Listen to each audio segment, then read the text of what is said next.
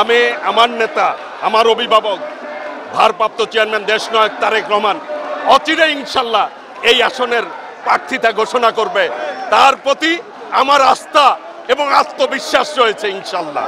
আমার কার্যক্রম আমি ইতিমধ্যেই আমার বিভিন্ন মিটিংয়ে আমি বলেছি, আমি সন্ত্রাস মুক্ত, চাঁদাবাজ মুক্ত, নিরাপদ টাঙ্গাইল গড়ে তুলব, আদর্শিক টাঙ্গাইল গড়ে তুলব। টাঙ্গাইল হচ্ছে ঐতিহ্যবাহী এই শহর। বসুন্ধরা ডায়াপেন্ট এখন আরো উন্নত। এই হট এয়ার থ্রো টপশিট দ্রুত শোষণ করে সোনামণিকে দেয় কোমল অনুভূতি। রাজনৈতিকভাবে সমৃদ্ধশালী জেলা, গুরুত্বর দিক দিয়েও সমৃদ্ধশালী জেলা। এই জেলার সদরের আগামী দিনের সদরের জনগণের প্রত্যাশা যে উন্নয়নের মডেল টাউন করতে হবে এই টাঙ্গাইলকে সন্ত্রাস মুক্ত করে একটি ঐক্যবদ্ধ টাঙ্গাইল গড়ে তুলবে ইনশাল্লাহ।